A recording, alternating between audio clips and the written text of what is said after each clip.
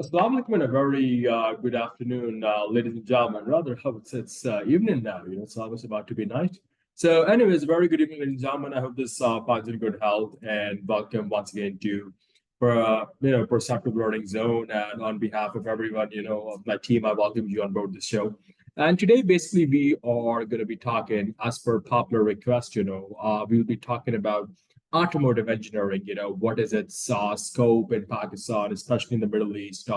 What universities are good as far as automotive engineering is concerned? What is the scope in the job sector? And so we'll sort of try to brush up on this topic to the best of our abilities, right? God willing. The very first thing that I want to talk about before I delve into these details, right? For those of you who don't know what automotive engineering is, right? So automotive engineering is basically it is a field, right? It is a field that involves designing, manufacturing, testing, and maintaining, you can say. It involves maintaining vehicles and their components. It is a challenging and rewarding career that offers many benefits. What are the benefits of the of automotive engineering domain? Well, for starters, you are influencing the future of the automotive industry. Automotive engineers can create new designs and technologies that can improve the performance, efficiency, and the safety and sustainability of vehicles. They can also contribute to the development of innovative mobility solutions such as self-driving cars, electric vehicles, as well as aerospace-inspired vehicles. They can make decisions and design features that improve people's lives. They can apply their creativity and problem-solving skills to enhance factors like the comfort, the convenience, the functionality of vehicles, right? They can also provide service and repair on vehicles, um, that are simply beyond the point of no return. So this ensures their reliability, this ensures their durability. Above all, and this is quite common to a lot of domains, but we can't negate that, obviously, right? That you can work with like-minded individuals to overcome challenges and introduce new innovations. So automotive engineers can collaborate with other professionals such as mechanics, technicians, researchers, and managers to work on projects that require teamwork and coordination, right? They can also learn from each other and share in their expertise and ideas, right? Um, Apart from that, I believe that designing and building new vehicles, it can make a big difference in the world. We already have, for example, if you talk about, Lahore, right? You got the ring roads, you got smart cities coming up, you got vertical transport, car parking systems. So I feel like automotive engineering can really optimize the world for the better in this field. Automotive engineers can use their engineering principles to build vehicles that meet the needs and expectations of customers and society. They uh, they can incorporate new materials and technologies into vehicles, such as bioplastics that offer lighter, greener, and more cost-effective alternatives. If you ask me the next question that comes up, what are some good universities for automotive engineering in Pakistan? I would say, well, you could consider NUST, the National University of Science and Technology. Then there's the ComSAT's Institute of Information Technology in Islamabad. Then there's obviously University of Engineering and Technology, aka UT Lahore. Then there's the Ghulam Izafan Institute. Then there's University of Agriculture in Faisalabad. So uh, these universities offer undergraduate programs and some there's some related fields to automotive such as mechatronics engineering or mechanical engineering or industrial engineering. So even if you can directly find that respective course of automotive engineering, you can find something similar like industrial or mechanical engineering which has some related modules, right? So these universities generally they have some well-equipped labs and facilities. They have experienced faculty members who are involved in R&D projects. Some of them have some good, strong industry linkages and collaborations with local and international organizations. And they got a good academic reputation and accreditation by the Pakistan Engineering Council and the HEC, the Higher Education Commission. Um, the scope. Now, people ask me, what is the scope of automotive engineering? I would say the scope of automotive engineering in Pakistan at the moment, given this volatile political, socioeconomic crunch that we're in.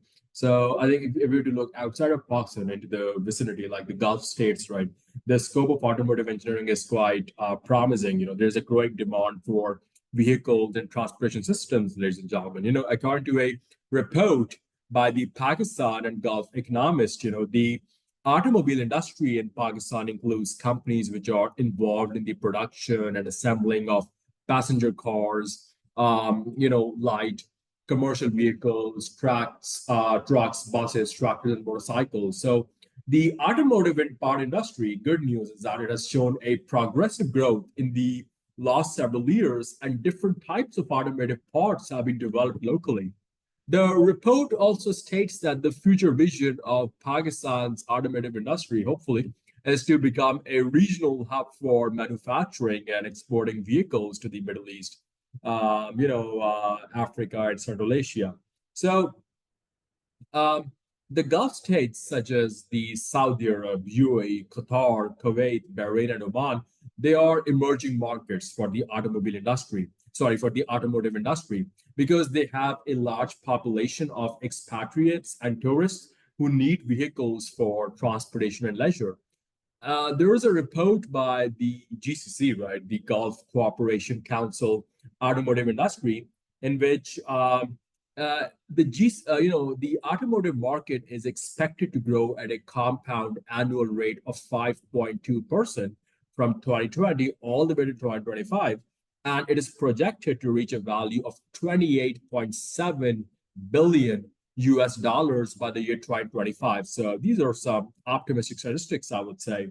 The report also states, this Gulf Cooperation Council report also states that the automotive industry, especially in the Middle East, is undergoing a transformation, as it is shifting from being an import-dependent market to a self-reliant one, with the development of local manufacturing and assembly plants, as well as the adoption of new technologies such as electric vehicles, autonomous vehicles, and last but not least, smart mobility solutions. So, but once again, like I said, almost any other career counseling session, right, for any sector, the job opportunities and the salary packages for automotive engineers, be it in Pakistan, be it in the Gulf states, be it anywhere else, it pretty much depends on your level of education, your confidence, your experience, your communication skills, and obviously the type of employer. In the end, some people say that, what are some common engineering jobs in automotive industry? So I think lastly, it's very important we touch up on this as well. An industrial engineer, right? Like that's the first job that comes in my mind when we talk about the automotive sector, right? An industrial engineer, he basically or she basically is responsible for improving the efficiency of various machines and systems in the automotive production process. The average salary for an industrial engineer in Pakistan is around, you know, it's lower like PKR 10 to 11 lakh per year, while the average salary for industrial engineer in the Gulf states is around 120,000 dirhams per year. If you talk about the second job opportunity, that is of a quality engineer. So a quality engineer is simply one who ensures that all products meet the company's standards and customer expectations. So the average salary for a quality engineer in Pakistan is around 12 lakh a year, while the average salary for a quality engineer in the Gulf states is like 95, 96 dirham on an annual basis. Then you got sales engineer. A sales engineer sells highly technical products or services such as car parts or systems to other companies. Then you got a design engineer who creates and improves the design and appearance of vehicles and parts using CAD, which you'd be aware of, computer-aided design software and the tools.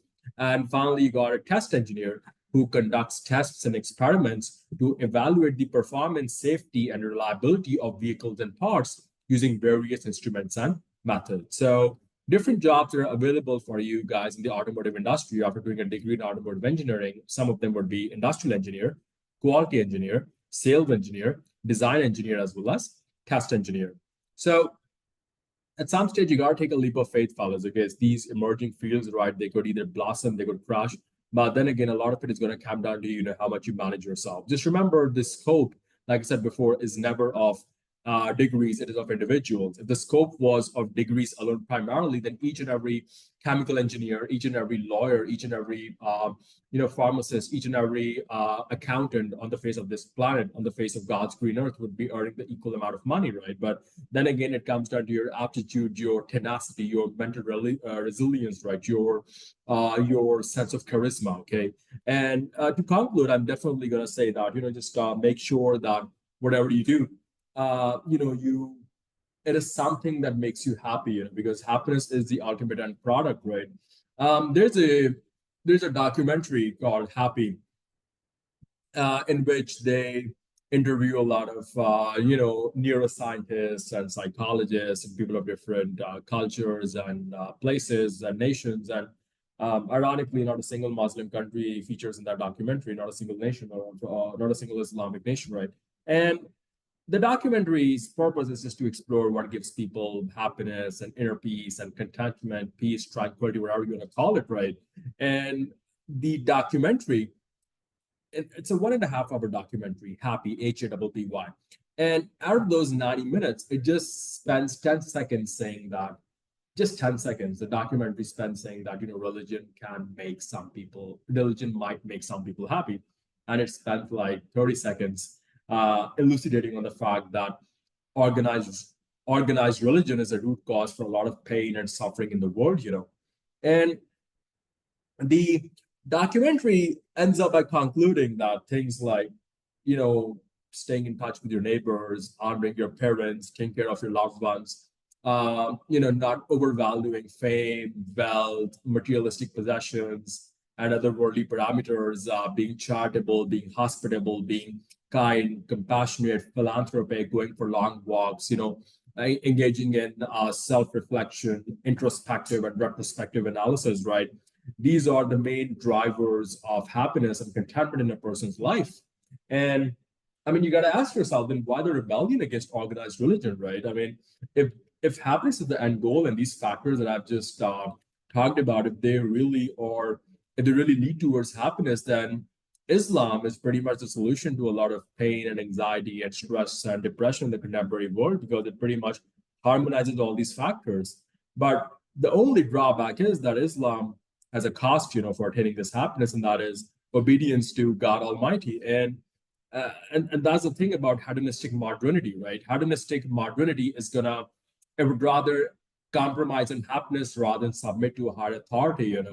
And instead these people, they create an assortment of hollow truisms, that may to some extent capture the form, but will ultimately missing out on the essence and source of a true happiness. We're always told that, everything is in our grasp, like Scarface says, the world is on our silver plate. And if we were to push a little bit harder, if we were to hustle, if we were to exert ourselves a little bit more, we're going to get everything out there. And we forget that Allah has a plan. There's a thing called destiny. There's a thing called decree. The good and bad events of this world have already been pre-recorded. So just understand that there's a thing called destiny, but you gotta put in the effort. And if you still don't get it right, then there's always some divine logic and inspiration behind all of that.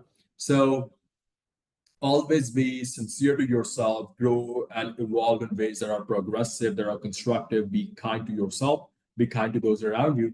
May God be with all of you, and hopefully you guys get what, you want to go out there for. Okay.